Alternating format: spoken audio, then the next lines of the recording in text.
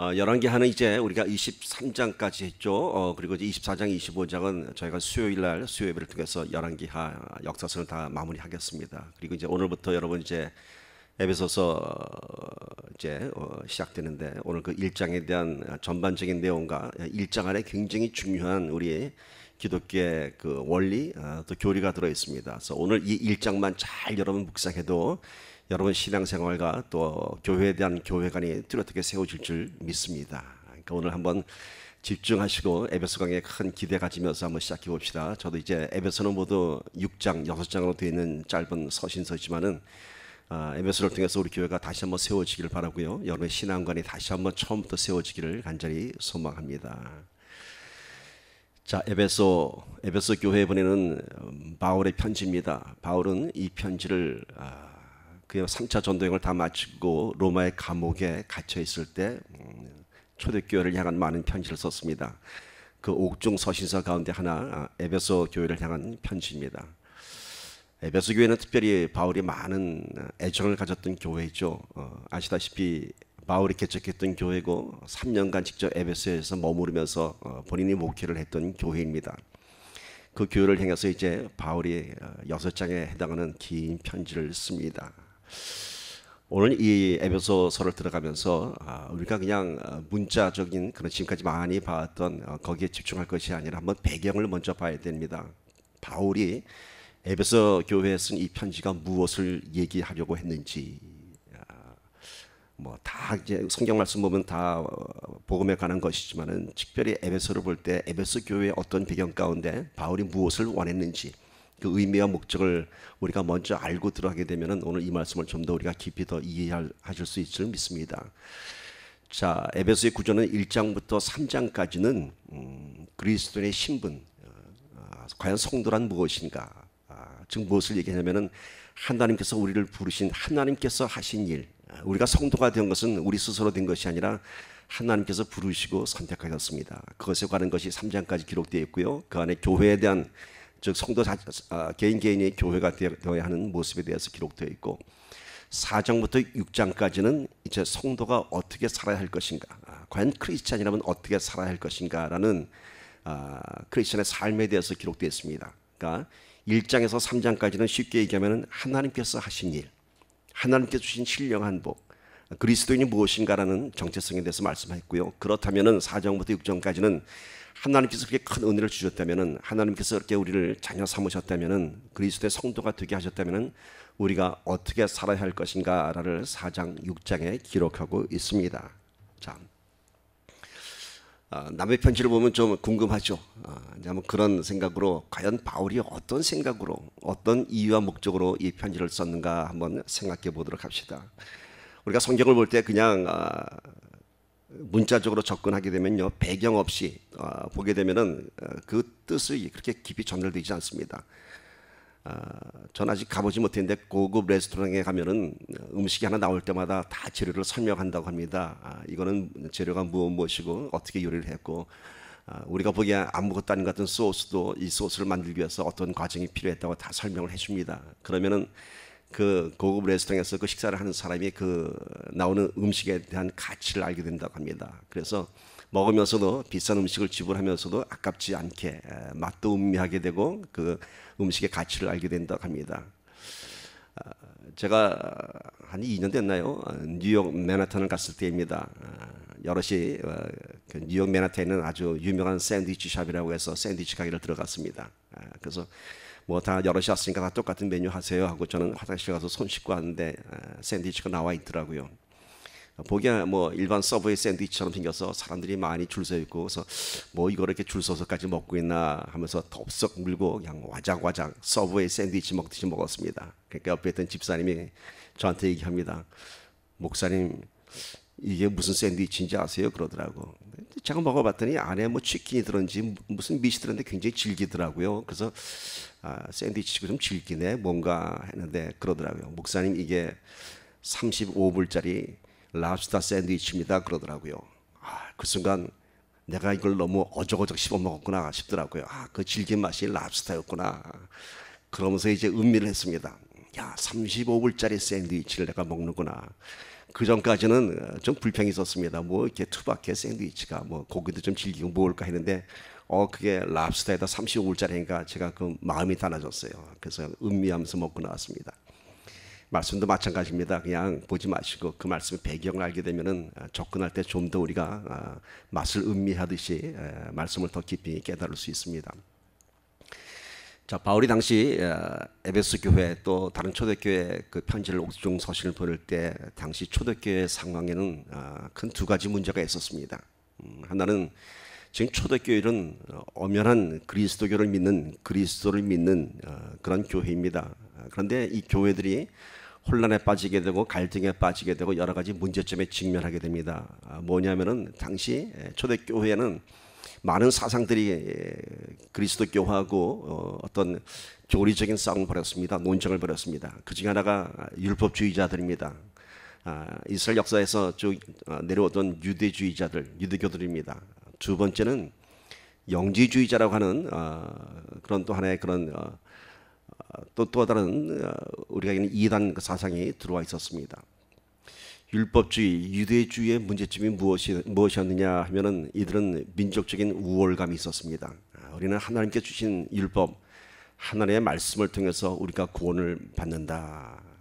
그렇기 때문에 이들이 볼 때 그리스도 예수의 십자가를 인정하지도 않았고요. 지금까지도 마찬가지지만은 그리스도의 복음을 좀 더 우습게 보는 그런 경향이 있었습니다. 하나님의 말씀이 우선이지 십자가에 매달려 죽은 예수가 무슨 구원을 이루냐 하면서 율법주의자들, 유대주의자들은 율법을 통한 구원을 이루고자 했습니다.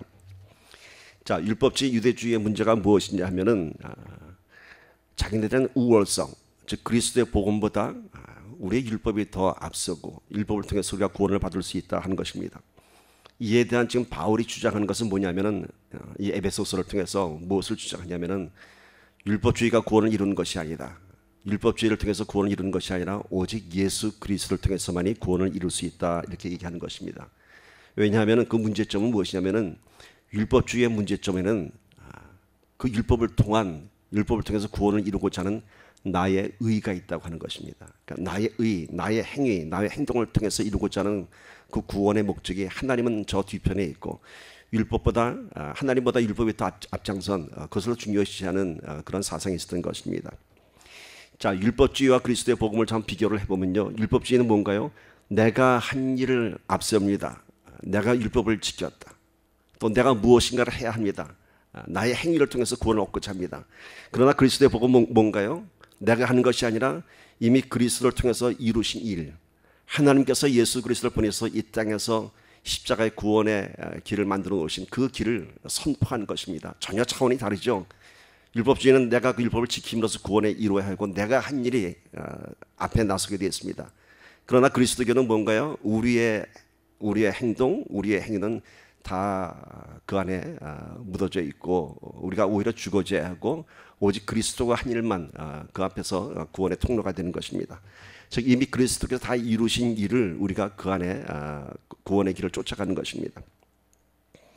여러분 잘 아시는 갈라디아서 2장 20절의 말씀이 바로 이러한 배경에서 씌워진 것입니다. 그냥 갈라디아서 2장 20절만 보면은 단순한 우리의 신앙 고백 같지만은 십자가의 신앙 고백 같지만은 이 말씀에 쓰여진 이유는 이제는 우리가 율법을 통해서 나의 행위를 통해서 구원받는 것이 아니라 이제는 내가 사는 것이 아니라 내 안에 그리스도께서 사시는 것이라, 바로 이 교리를 전하고자 하는 것입니다. 나의 행위를 통해서 구원받는 것이 아니라 이제는 내가 그리스도와 함께 십자가에 못 박혔나니 이제는 내가 사는 것이 아니요 내가 나의 행위를 통해서 나의 율법을 실천 통해서 구원받는 것이 아니라 내 안에 계신 예수 그리스도를 통해서 내가 구원을 이루고자 함이라 말씀하는 것입니다. 갈라디아서 2장 20절에는 이러한 그리스도의 복음의 원리가 있는 것입니다. 그러므로 이제는 내가 사는 것이 아니라 누가 사는 것이요? 예수 그리스도가 사시는 것이라. 율법주의하고는 전혀 다른 영적인 원리입니다. 그러면 율법주의자들 입장에서 보면은 이렇게 반문할 수 있습니다. 율법대로 사는 것이 무엇이 잘못됐는가? 율법이 뭔가요? 거룩한 하나님의 법입니다. 옳게 사는 것입니다. 그런데 왜 그것이 잘못됐을까요? 율법이 잘못된 것이 아니라 율법을 통해서 나의 의가 드러나기 때문인 것입니다. 율법을 주신 하나님은 저 뒤로 하고 율법을 지킨 나의 의가 앞장서 있는 것입니다. 그것이 바로 문제점인 것입니다. 자기의 의를 이루려 했던 율법주의자들의 중심에는 하나님이 없고 내가 있는 것입니다. 내가 이렇게 했다. 내가 이렇게 했다. 또한 율법주의의 가장 큰 폐단이 무엇인가 하면은 이런 자기의 의를 통해서 누군가 비교합니다. 그래서 누군가를 자꾸 판단하게 되고 누군가를 정죄하게 됩니다. 나는 율법을 이렇게 지켰는데 너는 율법을 못 지켰어. 이렇게 비교하게 되고 누군가를 판단하고 정죄하는 것입니다. 그래서 예수님께서도 이 땅에 오셔서 율법주의자들의 이런 폐단에 대해서 기도하는 두 사람의 비유를 통해서 말씀하셨죠. 바리새인의 기도와 세리의 기도를 누가복음 18장에 통해서 기록했습니다. 그 말씀 보시면은 맨 처음에 어떻게 시작하죠? 보세요. 또 자기를 의롭다고 믿고, 자기를 의롭다고 믿고, 무엇 때문에 의롭다고 믿어요? 내가 율법을 지켰으므로, 내가 율법대로 살아가기 때문에, 하나님 때문이 아닌, 예수 그리스도가 아닌 율법으로 인해서, 내가 율법을 지킴으로 인해서 내가 의롭다고 믿고, 그 다음 뭐라고 기록되어 있죠? 다른 사람을 멸시하는 자들에게 이 비유로 말씀하니라. 즉 율법주의자들의 패단은 율법을 지킴으로 인해서 거룩하게 사는 것은 좋은데, 그것을 통해서 어떻게 한다고요? 누구를 판단하고 누구를 정죄하고 나의 의가 드러나는 것입니다. 그래서 예수님께서 이런 비유를 얘기를 했죠. 바리새인의 기도를 통해서. 바리새인의 기도가 어떻게 했죠? 두 사람이 기도하러 성전에 올라가는데 바리새인은 이렇게 기도했습니다. 나는 다른 사람들 토색, 불의, 간음을 하는 자들 같지 않고 또 이 옆에 기도하는 세리와도 같지 아니함을 하나님께 감사하나이다, 이렇게 기도하지 않습니까? 나는 일주일에 2번씩 금식을 하고 또 11조를 드리고, 세리는 이 바리새인의 기도를 들으면서 멀리 서서 하늘을 쳐다보지도 못하고 가슴을 쓸어내면서 하나님이여 나를 불쌍히 여기소서, 이렇게 기도합니다. 나는 죄인으로서이다 합니다. 그때 예수님께서 뭐라고 그랬죠? 내가 너에게 이르노니 의에 이르는 자는 저 바리새인이 아니고 저 세리의 기도니라, 이렇게 얘기합니다. 자기의 의를 드러내는 자는 그 의로 인하여 구원에 이르지 못하고 오히려 자기가 불쌍한 모습을 고백하는 자를 통해서 저가 의롭다함을 일컬이라, 이렇게 얘기하십니다. 자, 이렇게 율법주의자의 패들은 내가 율법을 지킴으로 인해서 하나님의 거룩함을 드러내는 것이 아니라, 거룩한 삶을 살아가는 것이 아니라 그 삶을 통해서 나의 의가 드러내고 누군가를 판단하고 정죄하는 것입니다. 율법은 이렇게 누군가를 율법의 잣대를 통해서 판단하고 정죄하는 것이 아니라 오히려 율법대로 살 수 없는 우리의 연약함을 갖고 예수 그리스도 앞에 나아가는 복음의 통로인 것입니다. 율법은 결코 율법을 통해서 우리의 의를 드러내는 것이 아니라, 율법을 통해서 결코 우리는 율법대로 살 수가 없고 온전한 율법을 지킬 수도 없습니다. 율법을 통해서 우리를 보면서, 참 우리의 죄인된 모습을 보면서 우리의 연약한 모습을 고백하면서 누구한테 나가요? 예수 그리스도께로 나가는 것입니다. 그렇게 하기 위해서 하나님께서 율법을 주신 것입니다. 우리의 죄를 깨닫게 하기 위해서 주신 것이죠.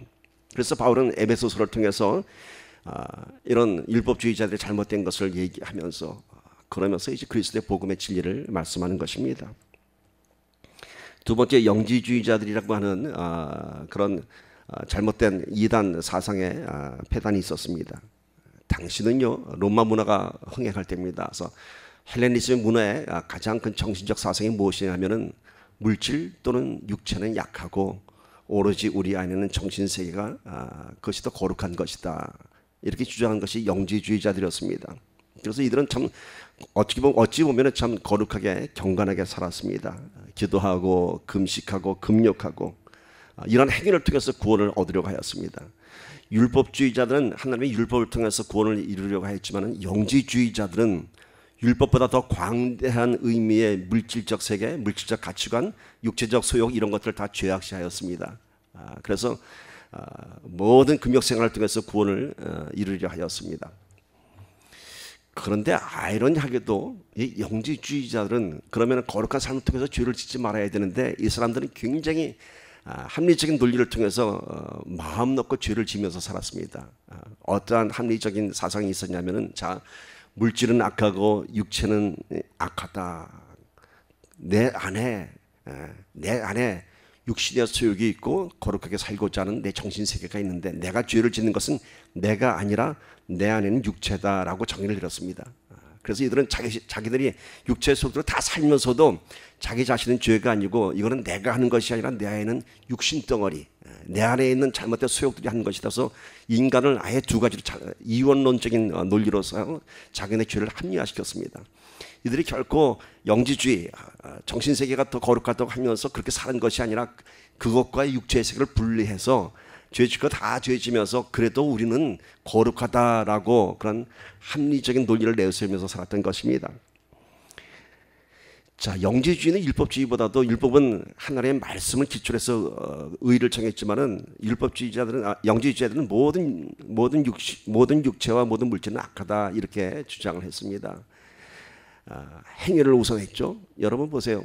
율법주의자와 영지주의자들, 그들이 추구했던 의와 그리스도의 복음의 진리가 무엇이 다른지 아십니까? 자, 우리는 우리의 어떤 행위에 의해서 구원을 받는 것이 아니라 오직 하나님의 은혜로서, 예정된 선택된 하나님의 은혜로서 우리가 구원을 받습니다. 그러면은 우리 그리스도인들에게는 행위적인 신앙이 요구되지 않는가요? 아니죠. 행함이 없는 믿음은 죽은 믿음이라고 했습니다. 단지 순서가 다른 겁니다. 율법주의자나 영지주의자는 뭐가 우선인가요? 나의 행동, 나의 행위가 우선입니다. 그걸 통해서 구원에 이루고자 하는 것이었고, 그리스도의 복음의 진리는 거꾸로입니다. 하나님의 은혜로 구원받은 우리들이 그 구원의 은혜, 구원의 감격에 따라서 우리가 성실하게, 신실하게, 거룩하게 살아가는 것입니다. 순서가 바뀌었죠. 그러니까 우리가 좀 값없는 하나님의 은혜로 구원받았다고 해서 마음 놓고 사는 것이 아니라, 우리의 신앙의 행위가 필요 없다고 하는 것이 아니라, 그렇기 때문에, 구원받았기 때문에, 하나님의 은혜로 우리가 하나님의 자녀가 됐기 때문에 그렇게 살아야 하는 것입니다. 순서가 바뀐 것입니다. 자, 영지주의 폐단의 그 중심에도 역시 하나님은 없었습니다. 영적이고 금욕적인 삶을 통해서 스스로 거룩한 감동에 빠졌습니다. 내가 이렇게 거룩하게 산다. 그러나 인간의 행위를 통한 구원은 존재하지 않습니다. 인간의 행위를 통한 그런 거룩한 삶도 존재하지 않고요. 이렇게 영지주의와 율법주의를 통해서 그리스도교는 많은 도전을 받았습니다. 오늘 이 영지주의를 보면서 우리에게도 이러한 신앙의 오류가 있을 수 있습니다. 미혹될 수 있다고 하는 것이죠. 무슨 말씀이냐면은, 우리가 참 거룩한 삶을 살아가고자 몸부림칩니다. 금식기도도 하고 말씀대로 살아가려고 하고 많이 몸부림칩니다. 그러면서 나도 모르게 스스로 거룩한 감동에 빠질 수가 있습니다. 내가 이렇게 기도했어, 내가 이렇게 금식기도했어, 내가 이렇게 11조 생활하고, 내가 이렇게 열심히 헌신하고 있어. 그 거룩한 감동 때문에 내가 정말 신실한 크리스찬인 줄 착각할 수 있습니다. 그러나 그것은 우리의 행위를 통한 우리가 스스로 만족하고자 하는 거룩한 감동에 불과한 것입니다. 실제적인 거룩한 감동은 우리의 행위에 의해서 나타나는 것이 아니라, 우리가 예수 그리스도 안에 우리의 모든 삶을 맡길 때 예수 그리스도를 통해서 우리 안에 거룩한 감동이 나타나는 것입니다. 잘 이해가 가시겠습니까? 결코 나의 신학적 행위에 의해서 우리가 거룩한 감동에 빠지는 것이 아니라, 아무리 우리가 거룩한 삶을 산다고 해도 우리는 죄인일 수밖에 없습니다. 그것을 인정하고 예수 그리스도 안에 우리의 삶을 매악길 때에, 그때 하늘로부터 임한 거룩한 감동을 우리가 경험하게 되는 것입니다. 그래서 바울은 오늘 그 얘기를 하는 것입니다. 율법주의가 아닌, 유대주의가 아닌, 영지주의가 아닌 그리스도 복음의 가치, 그리스도 복음의 그 은혜, 그 신령한 복을 바울은 전하고 있습니다. 그래서 오늘 말씀 제목이 뭔가요? 신령한 복을 찬양하라, 이겁니다. 바울은 에베소 교회 편지를 쓰면서 맨 처음에 그 예수님의 은혜, 십자가의 은혜, 하나님의 신령한 복만 생각하면은 이 감격에 겨워서 그냥 찬미하는 것밖에 없다고 얘기합니다. 찬양할 수밖에 없다고 합니다. 우리 구원의 감격만 생각하면은 저 율법주의자들, 유대주의자들, 영지주의자들하고 나를 비교해 보니까 내가 한량 없는 은혜를 받은 사람이라는 것입니다. 오늘 저는 이 바울의 이 에베소 편지를 통해서 과연 그 하나님의 그 신령한 복, 우리가 찬양해야 할 것이 무엇인가 다시 한번 깨닫기를 간절히 소망합니다. 자, 에베소서 1장 4절부터 14절까지는 바울은 예수 그리스도의 복음을 설명하면서 율법주의, 영지주의자는 구별되는 삼위일체 하나님의 신령한 복을 전하고 있습니다. 어떤 하나님요? 삼위일체 하나님, 성부 하나님, 성자 하나님, 성령 하나님에 대해서 그 삼위일체 하나님의 신령한 복이 무엇인가를 설명하면서 우리가 그런 복을 받은 사람이다, 그리스도인이라고 하는 것은 이러한 복을 받은 사람이다라는 것을 설명하고 있습니다. 자, 에베소서 1장 4절부터 5절까지 보도록 합시다. 우리 한 마음으로 합독합니다. 시작. 하나님은 세상이 창조되기 전에 그리스도 안에서 우리를 선택하셔서 사랑 가운데 그 앞에 거룩하고 흠이 없게 하셨습니다. 하나님은 그분의 기뻐하시는 뜻을 따라 우리를 예정하셔서 예수 그리스도로 말미암아 하나님의 양자가 되게 하셨습니다. 자, 하나님의 자녀가 되게 하셨습니다. 그런 뜻이죠. 오늘 이 말씀 가운데 먼저 우리가 봐야 할 것은 또 우리가 가장 눈길이 가는 문장에 있죠. 창세전에라고 하는 것입니다. 창세전에. 이 세상이 생기기 이전에 하나님께서 그리스도 안에서 우리를 선택하셨다고 합니다. 이것이 뭘 의미합니까? 자, 창세전에 예수 그리스도 안에서 우리를 선택하셨습니다. 하나님의 자녀로 구원하셨다는 것이죠. 이것은 뭘 의미합니까? 우리의 행위와 상관없이, 그렇죠? 창세전에니까 우리가 이 땅에 나와서 이름도 없고 아직 응애하고 울기도 전에 하나님께서는 우리의 행위와 상관없이, 우리가 어떤 인생을 살거나 상관없이 이미 예정하시고 선택하셔서 예수 그리스도 안에서 하나님의 자녀가 되게 하셨다고 하는 것입니다. 또한 동시에 창세전에 예수 그리스도 안에서라고 얘기하고 있습니다. 오늘 우리는 2000년 전에 오신 예수 그리스도만 우리가 역사적인 인물로 우리가 얘기하고 있습니다. 그러나 말씀은 그렇지 않습니다. 창세전에 이미 예수 그리스도는 삼위일체 하나님의 한 분으로서 존재하셨던 것을 얘기하고 있습니다. 그러니까 창세전에 우리를 구원하실 때 이미 예수 그리스도 사역 안에서, 구속 안에서 우리가 구원되고 하나님의 자녀가 되는 것을 얘기하고 있습니다. 자, 오직 하나님의 주권적인 은혜로 우리를 선택하시고 예정하신 것을 얘기합니다. 이게 참 힘든 기독교의 교리입니다. 들어보셨을 거예요. 예정론이라고. 구원은 이미 예정되어 있다. 이미 선택되어 있다. 참 어려운 문제입니다. 자, 여러분, 모든 종교는 어떻습니까? 기독교를 제한 모든 종교는 인간의 수행, 인간의 노력에 의해서 구원 또는 인간이 원하는 종교적인 목적을 달성합니다. 불교에서는 참선을 해야 되고 수행을 해야 되고요. 이슬람에 여러분 하루에 4번 기도하는 거 아세요? 이슬람 사람들은 어디든지 하루에 4번 정해진 시간에 기도합니다. 어쩌면 우리보다 더 경건한 삶을 삽니다. 그리고 그들은 라마단이라고 하는 금식 기간이 있어서 이 기간 동안에는 금식을 합니다. 우리보다 더 많은 금식을 하는지도 모르겠습니다. 또 우리가 열왕기하에서 배웠던 것처럼 이방신들을 섬기는 사람들은 어떤 행위까지 있었죠? 자기의 아들을 불에 태워서 죽이는 이런 끔찍한 행위까지 있었죠. 이것이 다 뭔가요? 무엇을 이루고자 함이라고요? 그러한 제사의 행위를 통해서 나의 수행, 나의 참선, 나의 희생 이런 걸 통해서 구원을 이루고 어떤 목적을 이루고자 하기 위한 것이었습니다. 즉 모든 종교의 바탕에는 뭐가 요구가 된다고요? 인간의 희생이 요구됩니다. 인간이 드려져야 됩니다. 그러나 기독교는 인간의 희생이 아닌 누구의 희생? 예수 그리스도의 희생을 통해서 이미 구원이 선포된 것입니다. 구원의 방법 자체가 다릅니다. 모든 다른 종교들은 그때마다 제사를 드려야 되고 그때마다 고행을 해야 됩니다. 그걸 통해서 기도의 응답을 받으려 하고 그걸 통해서 뭔가 얻고자 하는 것을 추구했었습니다. 그러나 기독교는 뭐라고요?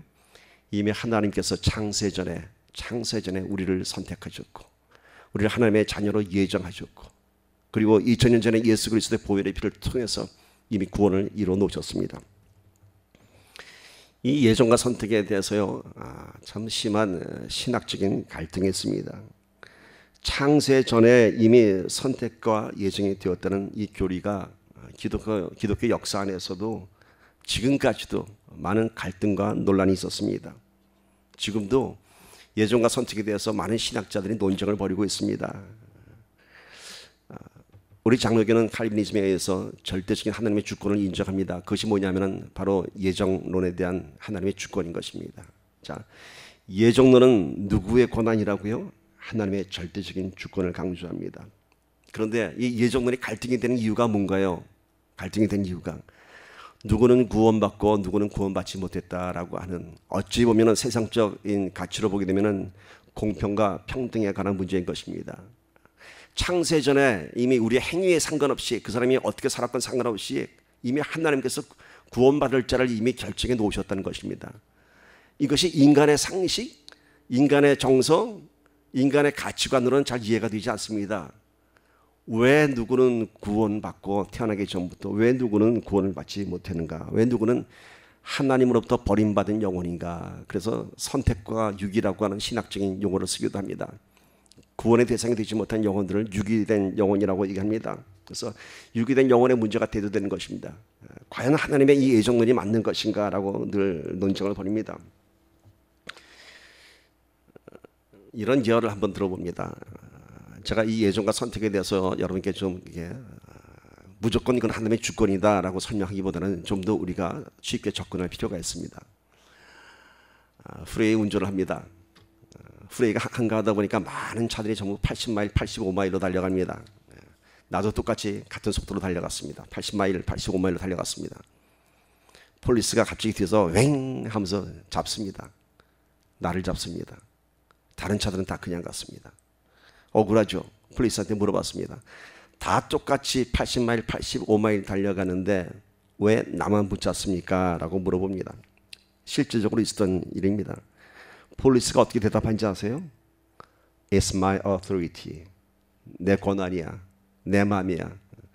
한국말로 하면 엿장사 마음대로처럼 그 내 마음이야. 왜 따져? 그런 겁니다. It's my choice. 그럽니다. 억울하죠. 그래도 경찰의 오토리티 앞에 어쩔 수 없는 것입니다. 불공평하고 억울하지만은 경찰의 입장에서는 그렇죠. 그래, 그 같이 달려가는 열매들을 내가 어떻게 다 잡니? 하나만 잡아야 할 텐데 그게 내 선택이야. 어쩔 수 없어. 불공평하죠. 억울하죠. 그런데 하나님의 구원과 예정에 대해서는요, 인간의 어토리티가 아닙니다. 폴리스의 어토리티하고 비교할 것도 아닙니다. 폴리스의 어토리티도 우리 순복하지 않습니까? 억울하고 좀 불공평하지만은 그냥 아유 재수없다 하고 티켓 받지 않습니까? 그러나 하나님의 예정과 선택은 인간의 어토리티가 아닌 창조자에 관한 문제인 것입니다. 창조자 피조물에 관한 그런 주권인 것입니다. 그래서 로마서 9장 20절 21절 보면은 바울이 이렇게 얘기하죠. 토기장에 관해서 얘기하죠. 이 사람아, 내가 누구에게 감히 하나님께 반문하냐? 네가 누구기에 하나님께 왜 따지느냐 이거죠. 왜 누군 구원받고 누군 구원받지 못하냐에 대한 이걸 왜 따지냐 이겁니다. 그러면서 지음을 받은 물건이 지은 자에게 어찌 나를 이같이 만들었냐 말하겠냐. 토기장이가 토기를 지었는데 왜 나는 이렇게 만들고 왜 쟤는 저렇게 만들었어요? 왜 나는 이렇게 못생기게 만들고 쟤는 이렇게 잘생기게 만들었어요? 라고 따질 수 있냐 이거죠. 토기장이 마음이 아니냐. 토기장이가 진흙한 덩이로 하나는 귀 있을 그릇을 만들고 하나는 천 있을 그릇을 만들 권한이 없느냐. 이런 비유를 통해서 하나님의 주권을 설명합니다. 자, 구원에 관한 선택과 예정은 오직 하나님의 주권 안에 있는 것입니다. 그런데 이 주제가, 이 신학적인 주제가 지금도 가장 큰 논쟁이 되고 있습니다. 왜냐하면은 인간의 지혜와 논리로는 정의할 수 없고 해결할 수도 없기 때문에 내 생각이 옳다, 네 생각이 옳다 싸우고 있는 것입니다. 이것은 뭘 의미합니까, 여러분? 하나님의 주권은 결코 인간의 도덕적 가치관보다는 헤아릴 수 없는 더 높은 차원의 것이라고 하는 것입니다. 하나님의 주권은 우리의 가치관, 우리의 지성, 우리의 논리로는 이것이 옳고 이것이 그러다고 따질 수 없는 것입니다. 그만큼 거룩한 것이고요, 높은 차원의 것입니다. 우리 인간의 도덕과 평등과 같은 그런 가치관으로는 대항할 수 없는 하나님의 더 높은 차원의 더 높은 차원의 주권인 것입니다. 하나님의 주권을 피조물인 우리가 따지고 변증할 수 있는 것이 아닙니다. 오로지 우리는 그냥 받아들여야 합니다. 이렇게 하나님의 주권에 대한 것은 우리가 어떻게 결론을 맺어야 되냐 하면은 그건 좀 불공평해요. 이해할 수 없어요. 라는 논증보다는 어떻게 받아들여야 돼요? 내가 구원의 대상이 된 것에 대해서 감사해야 하는 것입니다. 그렇군요. 하나님, 다 구원받는 것이 아니군요. 구원은 이미 하나님의 뜻 가운데, 하나님의 섭리 가운데 예정되었군요. 그렇다면 내가 구원받은 것이 참 감격이군요, 하나님. 그래서 바울은 오늘 참여하는 겁니다. 나와 너가 우리가 그 안에 있다는 것이에요. 우리가 그 구원을 받았다는 것이죠. 이걸 참여하는 것입니다. 또 다른 쉬운 제가 비유를 들어봅니다. 모스크바에 피아노 거장이 있었습니다. 이 사람이 자기의 수제자를 단 한 명을 뽑습니다. 자기의 수제자를 뽑기 위해서. 그래서 많은 피아니스트들이 오디션을 받습니다. 학생들이 대학원을 마치고 오디션을 받습니다. 그런데 수제자를 발표했는데 가장 피아노를 못 친 사람을 뽑았습니다. 그러니까 사람들이 다 뒤에서 수근수근했습니다. 뭔가 부정이 있다. 뭔가 부정이 있다. 아마 저 교수가 돈을 먹었든지 아니면 뭐 특별한 관계가 있든지 그렇지 않고서 제일 피아노 못 친 사람을 저렇게 뽑을 수가 없다라고 추덜되었습니다. 그래서 많은 시간이 지나갔습니다. 그리고 그 교수가 뽑았던 그 제자가 정말 그 교수의 명성에 걸맞게 아주 큰 피아노의 거장이 됐습니다. 정말로. 그때 그 교수가 이런 얘기를 합니다. 내가 그 당시에 이 학생을 뽑은 것은 물론 그 학생이 피아노 제일 못 쳤습니다. 더 뛰어난 학생들이 많았습니다. 그러나 내가 그 학생을 뽑은 이유가 있습니다. 신문 기자들이 물어봤습니다. 왜 뽑으셨습니까? 그러니까 이렇게 얘기합니다. 그날 오디션이 끝나고 나서 다른 학생들은 그 다음날부터 다 놀러 나갔습니다. 기숙사에서. 그러나 이 학생만큼은 그 다음날도 그 다음날도 매일같이 나와서 피아노를 쳤습니다. 내가 원했던 제자는 피아노를 잘 치는 제자가 아니라 피아노를 사랑하는 제자였습니다. 여러분, 한 피아니스트 거장의 선택의 기준에도 우리는 이해할 수 없습니다. 어떻게 쟤를 뽑았어? 저 돈 먹어서 틀림없어. 뭐가 있어? 이렇게 군신을 냈지만 그 선택의 기준은 올바랐던 것이죠. 마찬가지입니다. 오늘 예정과 선택에 대한 하나님의 주권에 대한 것은 우리가 우리 식대로 아무리 따져봐야 답이 없습니다. 결과는 어떻게 돼야 된다고요? 오늘 우리가 그 구원의 대상이 된 것에 감사해야 할 따름인 것입니다. 어떻게 감사하시겠습니까, 여러분? 이런 생각해 봤습니다. 저는 정말 제 자신을 아무리 돌아봐도 저는 목사가 될 사람이 아닙니다. 저는 어렸을 때 이 세상에서 제일 불쌍한 사람이 전도사인 줄 알았습니다. 그런데 어느 날 보니까 내가 전도사가 되어 있더라고요. 어느 날.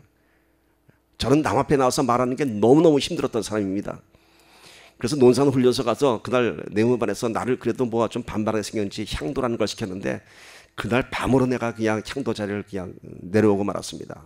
제가 향도가 되어서 내일 아침 식사 당번을 발표하겠습니다. 했더니 내무반이 욕을 하면서 누가 존댓말 하래? 향도가 반말해야지. 그만큼 리더십이 없었습니다.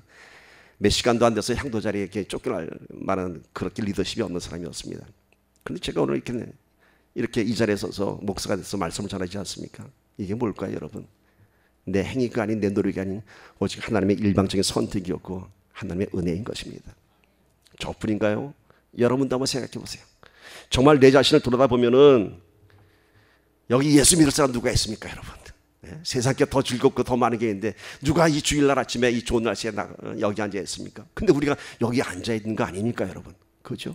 나는 그럴 사람이 아닌데 어느 날 내 자신을 돌아보니까 내가 예수 믿는 자가 되었습니다. 나는 결코 누구도 나를 변화시킬 수 없습니다. 누구도 내 고는 나를 만들어 할 수 없습니다. 그런데 어느 날 나를 보니까 내가 어느 날 눈물을 흘리면서 찬양을 하고 기도하는 내 모습을 발견합니다. 그게 뭔가요? 그게 뭔가요? 바로 하나님의 은혜죠. 하나님이 나를 선택하셨고 창세전에 예정하셨기 때문에 내가 이 자리에 나와서 예배드리고 구원의 감격을 느끼고 찬양하고 찬미하는 것입니다. 오늘 바울은 그것을 얘기합니다. 너희들이 헤아릴 수 없는 하나님의 은혜가 오늘 우리 가운데 임재했다. 창세전에 너와 나를 선택하였다. 에베소 교인들이 얘기하는 것입니다. 율법주의자들의 전한 구원의 의의가 아닌 영지주의자들의 그런 이상한 사상이 아닌 오직 하나님의 선택과 예정으로 우리가 구원받았다. 이거를 강조하고 있는 것입니다. 그것을 오늘 우리 찬양하자, 찬미하자라고 얘기하는 것입니다. 예정론에 또 다른 갈등이 있습니다.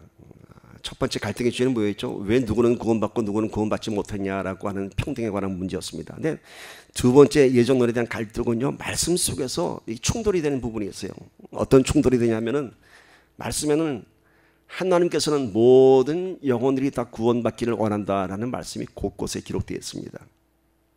그러면은 하나님의 구원에 대해서는 예정이 되어 있고 선택이 되어 있다고 하는데 왜 하나님께서는 모든 사람이 다 구원받기를 원한다고 하실까? 모순되지 않습니까? 이것에 대한 또 많은 논쟁이 있습니다. 자, 디모데전서 2장 4절하고요. 디도서 2장 11절 13절 보시다. 디모데전서 2장 4절 하나님은 모든 사람이 구원을 받으며 진리를 아는 데 이르기를 원하시느니라. 자, 누가요? 모든 사람이 구원받기를 원하고 그리스도의 진리를 아는 데 이르기를 원하시노라. 디도서 보세요. 모든 사람에게 구원을 주신 하나님의 은혜. 어떤 은혜요? 모든 사람에게 구원을 주신 하나님의 은혜가 나타나 그다음에 우리를 양육하시되 경건하지 않은 것과 이 세상 정욕을 다 버리고 신중함과 의로움과 경건함으로 이 세상에 살고 복스러운 소망과 우리의 크신 하나님 구주 예수 그리스도의 영광에 나타나심을 기다리게 하셨으니, 자 분명 말씀에는 모든 사람들이 구원받기를 원한다고 얘기합니다. 모든 사람이 구원을 주신다고 했습니다. 그런데 왜 예정과 선택이야? 잘못되어 있잖아. 이렇게 모순된 것을 찾을 수가 있습니다. 여기서 우리가 좀 짚고 넘어갈 것이 있습니다. 우리 쉽게 말씀을 보면 안 됩니다. 여기서 모든 사람의 의미가 무엇인가를 묵상해야 됩니다. 과연 저 성경에서 모든 사람이 뭔가? 정말 everybody인가? 깊이 묵상해 봐야 됩니다. 많은 사람들이 이렇게 얘기합니다. 저 모든 사람은 세상 사람들이 아닌 예수 믿는 사람들을 얘기하는 거다라고 정의하고 있습니다. 그럴 수 있죠. 예수 믿는 사람들, 모든 사람이 아직 이 안에서 교회 나오지만 구원받지 않은 사람들, 그런 사람이 다 구원받기를 원한다라는 설명이 될 수 있겠죠. 근데 또 조금 생각하면 그것도 말이 안 맞는 게, 아니 이미 구원이 예정되어 있다면은 어차피 다 구원받을 거 아닙니까? 그 안에 있다면은 뭐하러 교회 나온 사람들 가운데서 구원 안 받은 사람들을 위해서 우리가 노력해야 됩니까? 그거 아니지 않습니까? 라는 반박이 있을 수 있습니다. 이것의 모든 사람의 의미는 저는 이렇게 해석합니다. 당시의 시대적 상황을 봐야 됩니다. 자, 디모데전서, 디도서가 쓰였던 말씀의 배경이 어떻습니까? 아까 뭐라 했죠? 유대주의자들, 율법주의자들과 충돌하고 한다고 했었죠. 자, 유대주의자들, 율법주의자들은 뭔가요? 구원은 우리에게만 있다. 구원은 우리에게만 있다는 것입니다. 그러나 고넬료의 환상을 통해서 이방인에게도 구원을 선포하셨습니다. 그 구원이 언제? 창세 이전부터. 그러니까 그 말씀은 그걸 자는 겁니다. 유대인뿐만이 아닌 선택된 너희들 민족적 우월성을 가진 너희들만이 아닌 창세전에 기록된, 창세전에 내가 예정된, 창세전에서 내가 선택한 이방인들까지도, 모든 열방까지도 내가 구원받기를 원하노라 말씀하시는 것입니다. 이해가 가십니까? 예. 그래서 베드로서 3장 9절 말씀 봅시다. 주의 약속은, 주의 약속이 뭔가요? 모든 사람을 구원하고자 하는 하나님의 약속은 어떤 이들이 더디다고 생각하는 것 같이 더딘 것이 아니라, 왜 예수님께서 아직도 안 오십니까? 왜 새하늘 새 땅이 아직도 안 열렸습니까? 그게 더디다고 생각한 것이 더딘 것이 아니라 오직 주께서는 너희를 대하여 오래 참으사 아무도 멸망하지 아니하고 다 회개하게 이르기를 원하시느니라. 이 말씀의 뜻이 바로 그것입니다. 모든 사람이 다 회개하고 돌아올 때까지. 그 대상이 누구라고요? 저 대상이 유대인이라고 생각하면 더 쉽게 이해가 될 것입니다. 복음이 땅끝까지 이르는 날, 그 땅끝이 예루살렘이라고 얘기하고 있지 않습니까? 그러니까 복음이, 그리스도의 복음이 유대인들에게까지 선포되는 그날까지 오래 참으시고 아무도 멸망하지 아니하고 다 회개하여 이르기를 원하시니라, 이 말씀인 것입니다. 그러면 또 하나 질문 던집니다. 그렇게 모든 사람에 대한 구원이 예정되어 있다면 왜 우리가 전도를 해야 됩니까? 그렇죠? 이미 다 구원이 예정됐으면 구원받을 사람 다 어차피 구원받는다면 뭐하러 선교하고 뭐하러 전도합니까? 라는 질문 던질 수 있죠. 오늘 제가 말씀드린 이 부분은요, 여러분 꼭 기억하세요. 나중에 여러분 안 믿는 사람들과 꼭 이 문제에 대해서 논쟁이 벌어집니다. 그때 여러분 오늘 이 말씀을 잘 기억하십시오. 예정에 대해서, 선택에 대해서, 부르심에 대해서, 그리고 하나님 말씀이 충돌되는 이 부분에 대해서 여러분 꼭 이렇게 말씀에 근거해서 그런 것을 대답할 수 있어야 됩니다. 왜 전도를 해야 되는가? 왜 전도를 해야 되는가? 자, 하나님께서는 하나님 나라를 이루어가는 데 있어서 이미 우리에 대한 구원을 예정하고 선택하셨던 것처럼 그 방법에 대해서도 이미 정하셨습니다. 하나님 나라를 만들어 가는데 이미 다 구원자를 예정하셨지만은 그 사람들이 구원받기까지의 과정을 하나님께서는 이미 만들어 놓으셨습니다. 그것이 어떤 방법이라고요? 전도라고 하는 방법, 우리를 사용하고자 하는 하나님의 방법이 이미 창세전에 세워졌습니다. 어디 그런 말씀이 있냐고요? 고린도전서 1장 21절 봅시다. 하나님의 지혜에 있어서는 이 세상이 자기 지혜로 하나님을 알지 못하므로, 자, 하나님의 진리, 하나님의 나라에 대해서는 사람의 지혜로는 알 수 없기 때문에 하나님께서 뭘로요? 전도에 미련한 것으로 믿는 자들을 구원하시기를 기뻐하셨다. 자, 모든 구원을 선포하셨고 이제 구원해야 되는데, 하나님 나라를 만들어 가야 되는데, 사람들이 이 하나님의 섭리, 하나님의 지혜, 이 하나님의 영적 원리에 대해서 사람의 지혜로는 알 수가 없어요. 예정과 선택에 대해서도 지금까지 싸웠던 것처럼 알 수가 없어요. 그래서 하나님께서는 어떤 방법을 택하셨다고요? 미련한 것으로, 전도에 미련한 것으로. 이 미련하다는 어감이 참 이해가 안 가죠. 아니, 하나님의 진리를 설명하는데 왜 미련한 것으로 전도를 해? 라고 퀘션일 겁니다. 한번 우리말 성경 봅시다. 하나님은 세상 사람들이 그들의 지혜로는 자기를 알지 못하게 하시고, 이것도 하나님의 예정입니다. 하나님의 지혜로는, 사람의 지혜로는 하나님의 지혜를 알 수 없게 하셨습니다. 왜요? 하나님의 생각은 우리하고는 다릅니다. 다릅니다. 거룩함이란 건 뭔가요? 구별되는 것이죠. 차별되는 것이죠. 그렇게 만들어 놓으셨어요. 사람의 지혜로는 하나님의 지혜를 알 수 없도록. 그래서 하나님께서는 뭐라고요? 오히려 그들의 눈이 어리석게 보이는 전도의 말씀으로 믿는 사람을 구원하려 하셨습니다. 이렇게 얘기합니다. 전도에 미련한 것, 이것을 우리말 성경에서는 그들의 눈이 어리석게 보이는 전도의 말씀으로. 자, 이게 무슨 뜻일까요? 전도가 왜 미련하다고 할까요? 여러분, 안 믿는 사람들이, 세상에서 공부 많이 한 사람들이 예수 잘 믿는 권사님이 전도하면 뭐라 그러는지 아세요? 무식해서 그렇다고요. 그래. 무식해서 예수 믿는다고. 이게 바로 그거예요. 사람들에게 무식하다고, 미련하다고 인정되는 그러한 전도를 통해서 그들을 믿게 하신다고 합니다. 하나님은 결코 세상의 지혜로운 자를 통해서 전도하는 것이 아니라 전도에 미련한 자, 그게 뭔가요? 오직 하나님의 복음 앞에 순수한 자들을 통해서 그들을 믿게 하는 것입니다. 미련하다고 하는 의미는 세상의 상식과 지성으로 보면은 어리석게 보이는 것, 미련하게 보이는 것, 그것을 믿는 겁니다.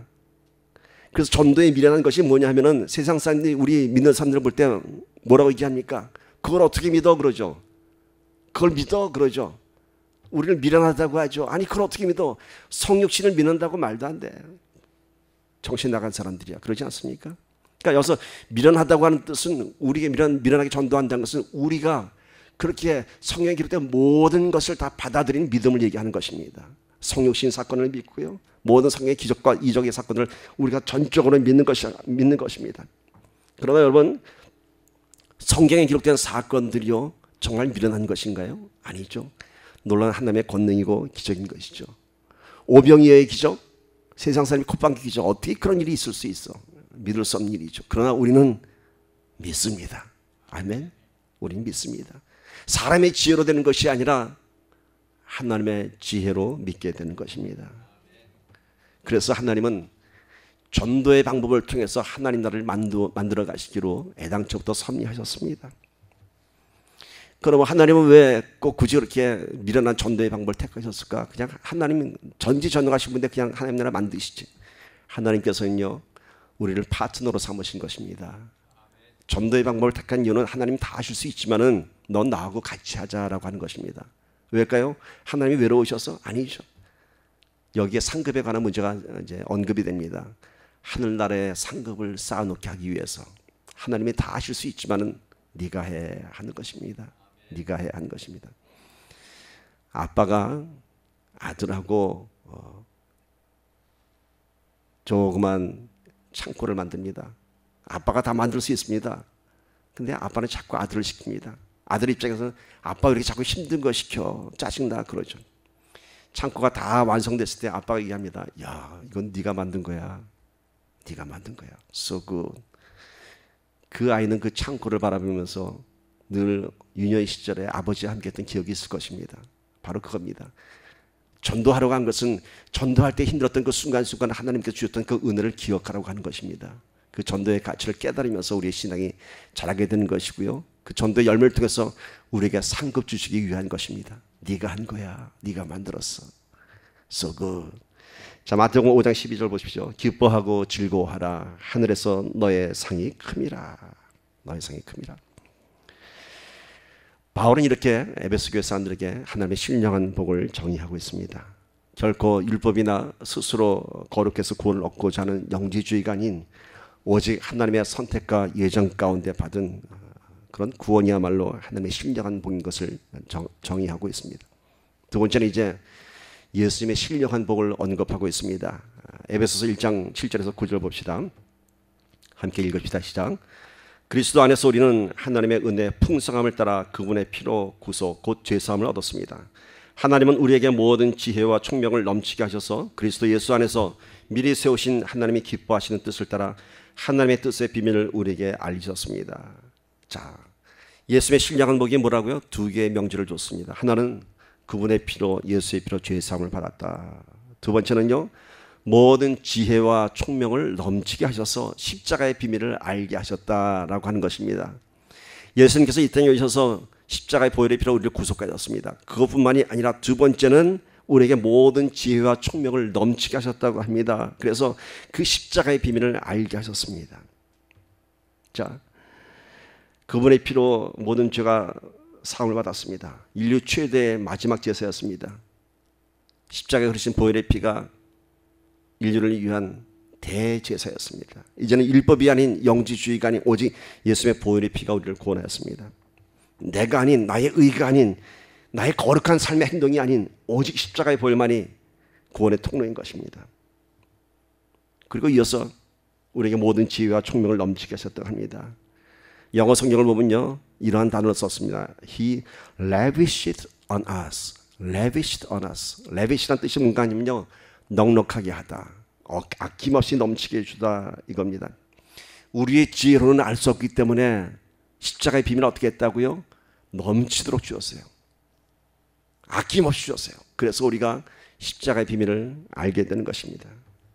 우리가 하나님의 비밀을 깨닫는 건 예정과 선택에 대한 교리, 십자가의 교리, 그 어느 것도 인간의 지혜와 총명으로는 알 수 없는, 설명할 수도 없는 하나님의 경륜의 비밀인 것입니다. 그런데 우리가 하나님의 비밀을 알게 되었다고요? 깨닫게 되었다고요? 얼마나 놀라운 은혜며 축복입니까? 성육신의 사건이 믿어지게 되고요, 성경의 수많은 사건들이 믿어지게 됩니다. 뭘로요? 예수님께서 십자가 보혈의 피를 흘리시면서 우리를 구원할 때 우리가 아낌없이 주시는 그 은혜로 우리가 지혜와 총명을 얻게 된 것입니다. 우리가 이 모든 것을 믿는다는 사실 참 놀라운 은혜입니다. 우리가 이해할 수 없고 설명할 수 없지만은 이런 비논리적이고 비현실적이고 비상식적인 교리에 대해서 우리가 이제는 이해하게 되고 우리가 깨닫게 되고 우리가 그것을 감동할 수 있다는 것입니다. 여러분, 이것이 우리가 어떠한 증거로 우리가 이것을 우리가 될 수 있습니까? 내가 그걸 이해할 수 있어, 깨달을 수 있어. 무슨 증거가 있습니까, 여러분? 우리가 세상의 논리와 세상의 지혜와 세상의 지성으로는 오병이의 기적을 설명할 수 없고 십자가의 비밀을 설명할 수 없습니다. 그러나 분명한 사실은 우리가 이 복음 앞에서 내가 녹아지고 변해진다는 사실입니다. 그 사실을 설명할 수는 없지만은 이 비밀 앞에서 내가 변해진다는 겁니다. 내가 녹아진다는 것입니다. 그만큼 큰 증거가 어디 있습니까, 여러분? 성경의 사건을 증거하려 하지 말고 내 삶을 통해서 증거하는 저와 여러분이 되기를 간절히 소망합니다. 그것은 지성도 아니고 감성도 아니고 오직 하나님이 주신 모든 세상의 지혜와 총명을 통해서 하나님의 은혜가 내 안에 넘치도록 부어졌기 때문에, 레비시드 됐기 때문에 우리가 이러한 거룩한 감동을 알게 되는 것입니다. 이것을 뭐라고 부르냐면 영성이라고 합니다. 이것이 바로 영성입니다. 지성도 아니고 감성이 아닌 하나님의 비밀, 하나님의 경륜, 하나님의 계획을 깨달을 수 있는 건 이것이 바로 영성인 것입니다. 그것을 십자가의 비밀을 우리가 깨닫게 될 때 우리 안에 아낌없이 부어주는 것입니다. 그리고 성자 하나님 예수를 통한 두 번째 신령한 복을 이렇게 얘기합니다. 에베소서 1장 10절 보십시오. 이는 때가 차면 그리스도 안에서 하늘에 있는 것들과 땅에 있는 것들을 모두 통일시키고자 하는 것입니다. 자, 놀랍지 않습니까, 여러분?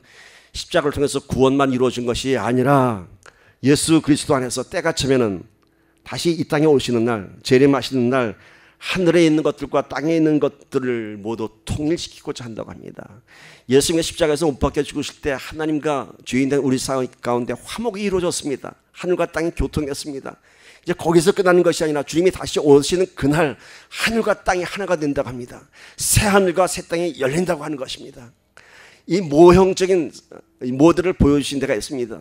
훗날 예수님께서 이 땅에 오시면 하늘과 땅이 하나가 되는 연합된 사건인데 그것을 어떻게 보여주신지 아세요? 그것이 바로 교회입니다. 교회 안에 오면 하늘과 땅이 하나가 되는 그 비밀의 축복을 보게 되는 것입니다. 오늘 우리 예배의 자리는요, 땅의 것으로 싸우는 것이 아닙니다. 여러분, 이 자리에 와서 하늘문이 열리고 하나님의 은혜를 깨닫게 되고 하나님의 임재가 우리 가운데 하나가 되어가는 것입니다. 통일되고 연합되는 것입니다. 그리스도의 연합을 얘기하는 것입니다. 이것이 바로 놀라운 은혜인 것입니다. 그래서 교회가 소중한 것입니다. 내 자리에 있는 자리에서 기도하는 것보다도 이 자리에 나와야 하는 이유는 뭐냐면 이 자리에 화목이 이루어졌고 이 자리에 새 하늘과 새 땅이 들어올 때 하늘과 땅이 하나가 된 것처럼 오늘 이 교회 자리가 바로 그런 모형인 것입니다. 하늘과 땅이 하나가 되는 것입니다. 세 번째, 성령 하나님의 신령한 복을 얘기합니다. 1장 13절 14절 봅시다. 그리고 여러분도 그리스도 안에서 진리의 말씀 곧 여러분을 위한 구원의 복음을 듣고 또한 그리스도 안에서 믿어 약속하신 성령으로 인치심을 받았습니다. 이 성령은 우리의 유업의 보증이 되시는데 이는 하나님의 소유된 백성을 구속하기 위함이며 또한 하나님의 영광을 찬미하도록 하기 위한 것입니다. 자, 예수님께서 십자가에 죽으시고 하늘에 올라가신 이후에 성령, 보혜사 성령을 보내었습니다. 자, 성령 하나님이 주신 신령한 복을 얘기합니다. 바울은 그 첫 번째가 뭐냐면 인치심입니다. 너희는 구원받은 하나님의 자녀임을 인쳤습니다.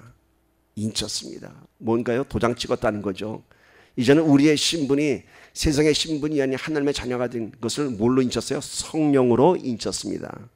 우리가 성령으로 거듭났다고 하는 것은 바로 이것입니다. 이제는 세상에 인침받은 죄에 묶인 자가 아닌 성령으로 인침받은 신령한 복을 받는 자들입니다. 그 결과가 뭐라고요? 유업의 보증을 받았다고 합니다. 유업의 보증. 하나님의 자녀가 되는 하나님의 권능을 받는 그런 보증을 받았습니다. 성령이야말로 하나님의 권능을 누리는 증거이며 보증인 것입니다. 우리 그리스도인의 삶이라고 하는 것은요, 오늘 바울이 찬미하라 하는 그 이유는 그저 말씀 가운데 묶여있던 율법주의자들, 거룩한 삶을 추구하는 영지주의자들이 아니라 이미 구원이 되고 이미 예정되고 선택된 그 구원의 비밀 안에서 하나님의 권능을 이어받는 유업의 자녀가 됐다고 하는 것입니다. 오늘 이 땅에서 살아가는 동안에도 하나님의 권능을 선포하며 살 수 있다고 하는 것입니다. 그것이 신령한 보인 것입니다.